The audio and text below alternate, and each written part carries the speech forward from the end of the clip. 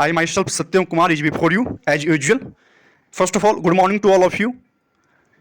Today, once again, I am with you to have a profound discussion on the Hindu editorial.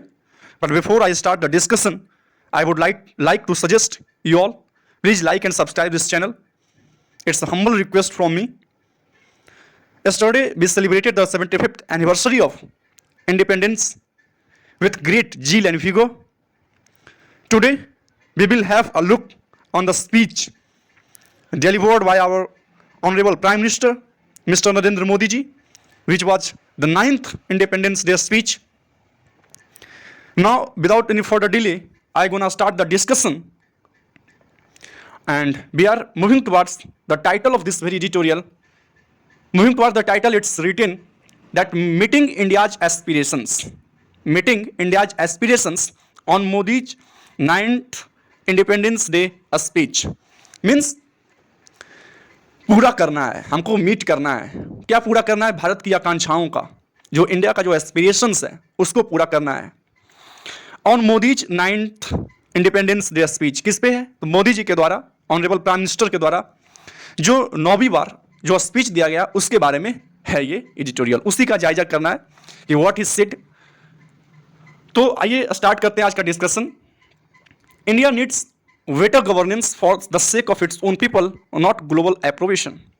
India को क्या जरूरत है? एक better governance का, means एक अच्छा शासन का जरूरत है। किस लिए? तो नॉट है for the sake of its own people, अपने लोगों के लिए, अपने लोगों के वास्ते। ये नहीं कि ग्लोबल अप्रोवेशन के लिए, मीन्स ग्लोबल अप्रूवल के लिए, ग्लोबल प्रेज मिले हमको, इसलिए हमको अच्छा शासन रखना है, इसलिए शासन व्यवस्था को अच्छा बनाना है, सुदृढ़ बनाना है, संकल्पित बनाना है, इसलिए नहीं, बल्कि अपने लोगों के लिए, for the whole citizen of India, है ना। इसके लिए जो गवर्नेंस है उसको सही करना है, और इंडिया को जरूरत है एक बेटर गवर्नेंस को अपने लोगों के वास्ते, न कि इंडिया को प्रेज मिले, इंडिया को अप्रूवल मिले दूसरे देशों से। इसलिए यह है टाइटल। आगे बढ़ते हैं। Prime minister Narendra Modi rightly described, prime minister Narendra Modi rightly describe means correctly describe करते हैं, वर्णन करते हैं इंडिपेंडेंस इंडियाज 75 ईयर जर्नी, जो आज़ाद भारत का 75 साल का जो यात्रा रहा है उसको बहुत ही करेक्टली, बहुत ही राइटली डिस्क्राइब करते हैं as one of ups and downs. क्या? अप्स एंड डाउन्स के साथ, मीन्स उतार चढ़ाव के साथ, a mixture of good and bad things, means जो यात्रा रहा है that is a mixture of good और and bad thing, that is the inclusion of good और bad things. In his 9th speech from the stately Red Fort on Monday, और जो speech उनके द्वारा डिलीवर किया गया था that was the 9th speech, जो कहाँ से डिलीवर किया गया था? स्टेटली, जो भव्य, जो ह्यूज रेड फोर्ट है वहाँ से, मंडे को। प्रेजिंग दोज, इनका प्रशंसा किया गया, दोज उनका जो फाउट, जो लड़े थे फॉर इंडियाज फ्रीडम, मीन्स जो भारत की आज़ादी के लिए लड़े थे, उनका प्रशंसा किया गया। द प्राइम मिनिस्टर पॉइंटेड, उनका प्रशंसा करते हुए जो प्राइम मिनिस्टर नरेंद्र मोदी थे उन्होंने पॉइंट किया, क्या किया?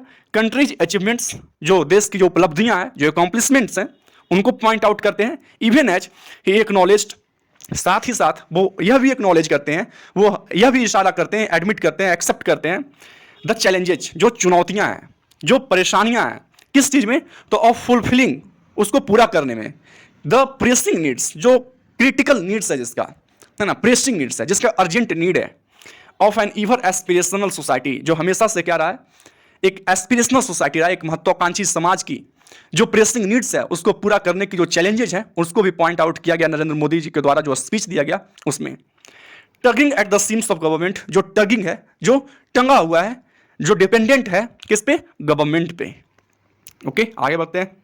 नेशनल प्राइड, जो राष्ट्रीय गौरव है, एंड सेल्फ स्टीम, जो आत्मसम्मान है, were dominant themes as he urged the country to rid itself as of the need to look for approval from abroad. क्या बोल रहे हैं कि जो नेशनल प्राइड है, जो राष्ट्रीय गौरव है, जो सेल्फ स्टीम का भावना है, जो आत्मसम्मान की भावना है, वर डोमिनेंट थीम्स, ये क्या था? डोमिनेंट थीम्स था, मीन्स प्रोमिनेंट सब्जेक्ट था उनके स्पीच में। उनके जो द्वारा जो स्पीच डिलीवर किया गया था उनका मुख्य सब्जेक्ट था, मुख्य टॉपिक था, दैट इज नेशनल प्राइड होना चाहिए, सेल्फ स्टीम का स्पिरिट होना चाहिए।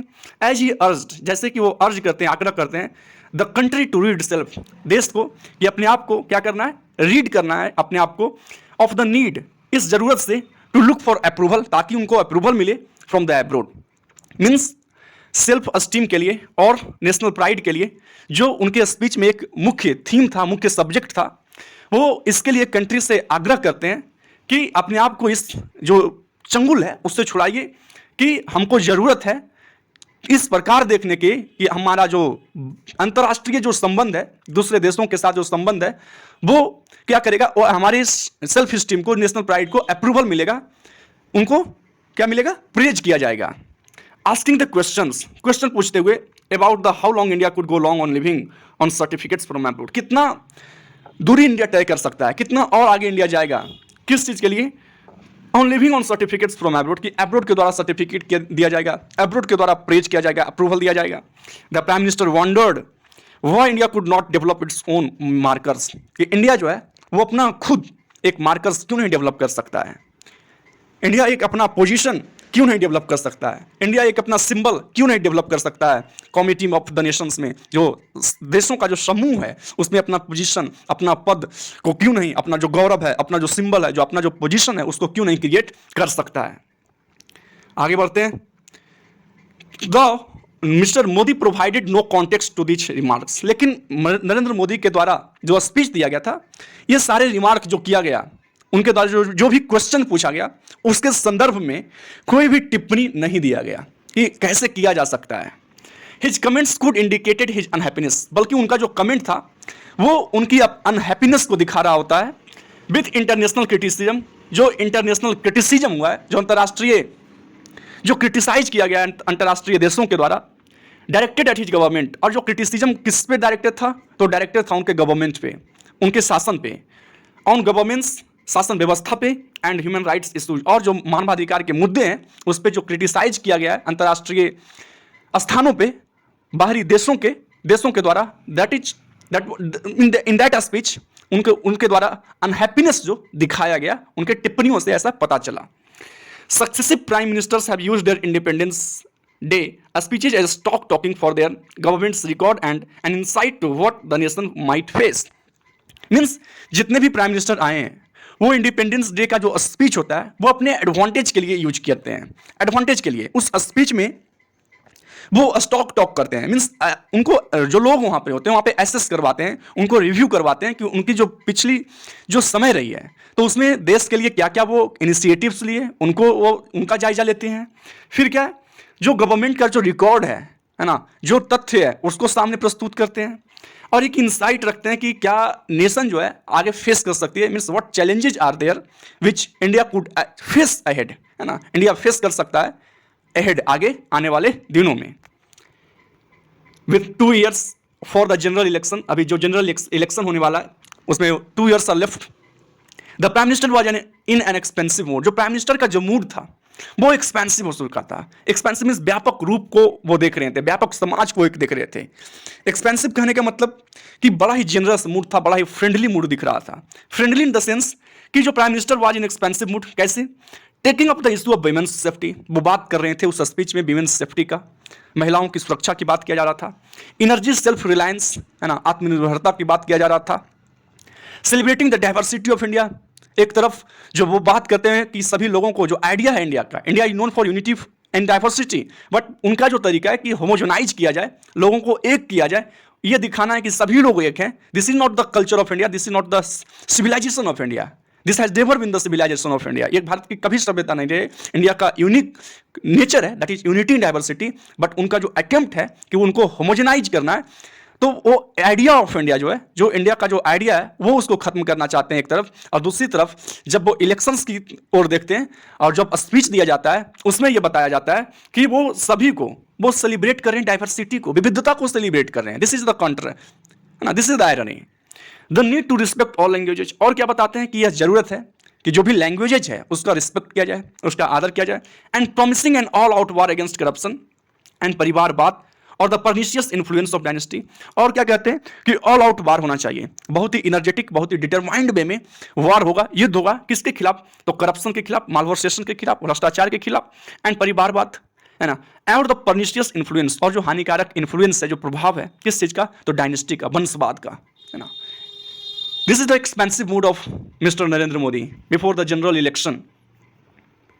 The prime minister asked the people of people to give them their blessings. Prime minister ask करते हैं, आग्रह करते हैं, कहते हैं कि वो अपना ब्लेसिंग्स दे हमको as the battle against corruption, जैसे कि बैटल जो है, जो युद्ध है किसके खिलाफ, करप्शन के खिलाफ, इंटर्स डिसिसिव फेज, जो युद्ध है एक निर्णायक फेज में पहुंच चुका है, where even the big fish will not be spared, जहां पे वो जो बिग फिश हैं, जो इंपॉर्टेंट लोग हैं, उनको भी बख्शा नहीं जाएगा, will not be spared.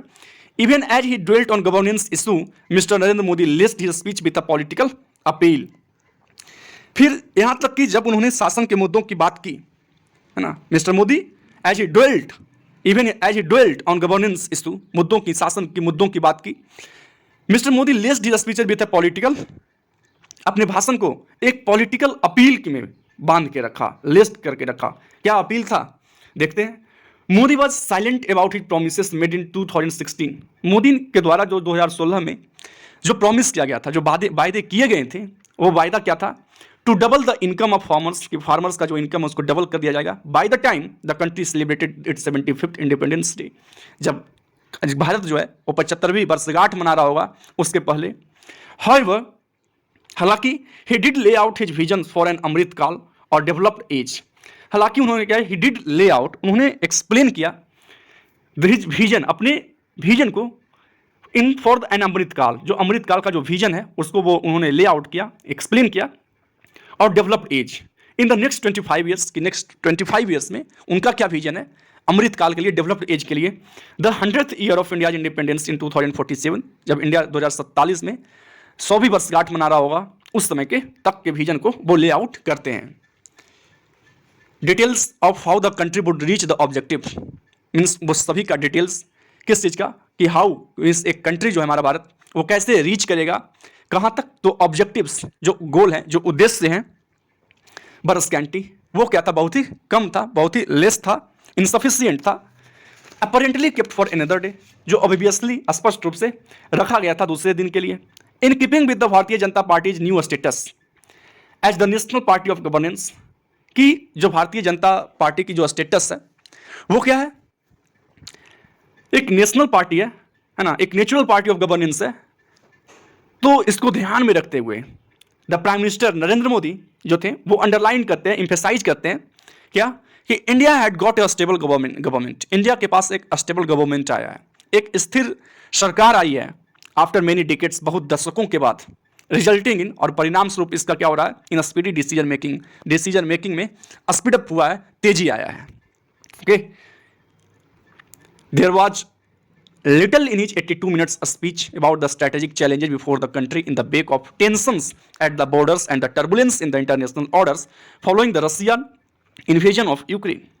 There was little, बहुत कम था, क्या कम था, in his 82 minutes speech, उनके द्वारा जो 82 मिनट्स का स्पीच दिया गया था उनमें बहुत कम था, क्या था, about the strategic challenges, जो रणनीतिक तौर पे जो चैलेंजेज आने वाला है, जो चुनौतियां इंडिया फेस करने वाली है, बिफोर द कंट्री, जो कंट्री के सामने है, in the wake of tension, कब, in the wake of tension, जब टेंशन हो चुका है at the borders, and turbulence in the international order, और टर्बुलेंस आ गया है, टर्मोइल आ गया है इंटरनेशनल ऑर्डर में, following the Russia invasion of Ukraine पे रसिया का जो आक्रमण होता है उसके बाद, to achieve its full potential, अपनी पूरी पोटेंशियल को अचीव करने में India must not only be able to overcome many obstacles, India को सिर्फ बहुत सारे ऑब्स्टेकल्स को, बहुत सारे हर्डल्स को पार नहीं करना है, दैट होल्ड इट बैक, जो इसको पीछे खींचे हुए है, पकड़ के रखे हुए हैं, जकड़ के रखे हुए हैं, also but also still with, बल्कि और क्या होगा, इनको नेविगेट करना पड़ेगा, इनको आगे बढ़ाना पड़ेगा with rest of the world,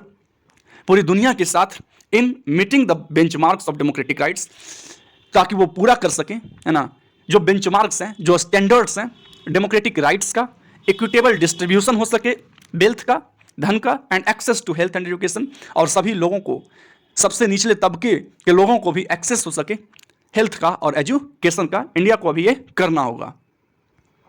India might not need approval from other countries, India को कोई ज़रूरत नहीं है कि वो किसी दूसरे कंट्री से उनको अप्रूवल मिले, but it needs to do better on rights, इनको क्या ज़रूरत है कि ये जो अधिकार हैं, जो बेटर ऑन राइट्स, अधिकारों पे काम करें, एंड फ्रीडम्स, जो आज़ादी दिया गया उस पर काम करें, लोगों की वेलफेयर, जन कल्याण पे काम करें, एंड जस्टिस, और न्याय पे काम करें, ग्रोथ एंड डेवलपमेंट पे काम करें and in building a more egalitarian society, और यह काम करें कि जो समाज है वो एक इगैलिटेरियन समाज बन सके। मीन्स ऐसा समाज जिसका प्रिंसिपल हो कि जो सभी लोग हैं वो इक्वल हैं और डिजर्व करते हैं, इक्वल राइट्स एंड अपॉर्चुनिटीज को डिजर्व करते हैं।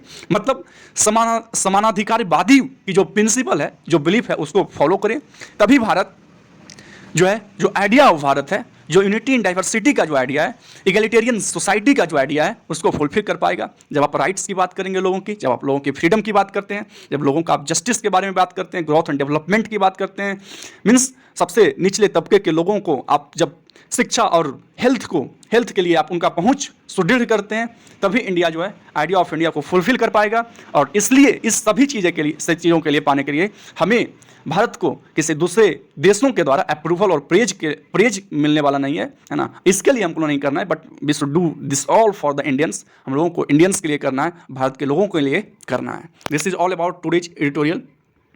फिर मिलते हैं आगे, देखते हैं फिर कल। So thank you, have a nice day, bye bye all of you.